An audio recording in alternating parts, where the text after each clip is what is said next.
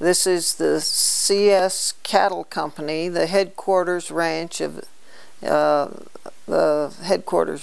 CS Cattle Company, and the ranch is known as the CS Ranch at Cimarron, New Mexico. Well, the ranch was established by my late husband's grandfather in 1873, and it's a family-owned operation, and we are what's known as a cow-calf operation. It's a struggle all the time trying to rotate the cattle from one pasture to the next, and hope that you get enough rain to produce good grass so that you have fat calves in the fall. Our crop, our business, you might say, is grass, and our crop is the cattle that graze on it.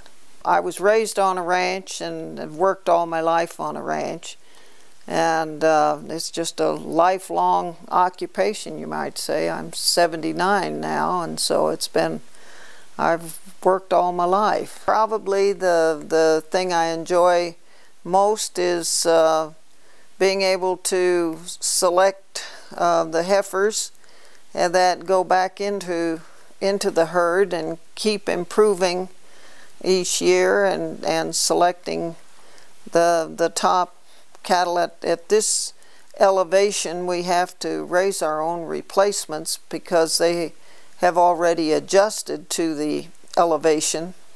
We're 6,500 feet, and we go up in the mountains to about 10,000. So you need cattle that can get along in higher elevations. And cattle, you know, you have to have, with our grasses in the southwest, if you don't graze them, they clump and choke themselves out. And so you have to go over, you want to graze. And then we have a lot of wind, and the only way you can reseed is to try and work when the grass heads out, work the seeds into the ground. And it's the hoof action of the cattle and horses on the land that works the seeds in and keeps your grasses nurtured that way. So I think it's very important that the family tradition continue in the conditions that we have in the majority of the West, where people have adjusted and learned about it and have been able to produce cattle and sheep and things along with the challenging conditions, and sometimes the topography of the land is very challenging, and you have to know how to handle. Every ranch is different, and you have to know how to, and no 2 days on a ranch is the same. I mean, it's not 9 to 5.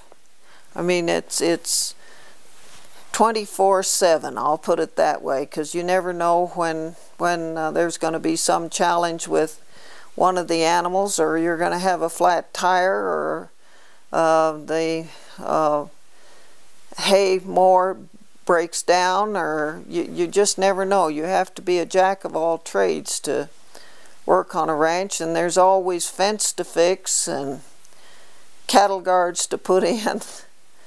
There's always, it's different and challenging all the time. We've always tried to be independent, and I think the cattle producers of America pride themselves on not having the subsidies like the dairy people have, and the corn people and things like that, because a lot of times the federal people have never had any real experience in the areas that they're in, and really know very little about trying to work out the grazing allotments and all, and have had no experience that way, and so it's difficult when a rancher's been there for 2 or 3 generations or 4 generations, and he knows what the land can do, and have somebody come in that's never been on the land. All of the grandchildren are good hands when it comes to working cattle. They all know know how to get along with livestock and how to handle a herd of cattle. And a lot of the grandchildren now, good portion of them, there's only 3 of them that are out of school. The rest of them are still in college and finishing up their education.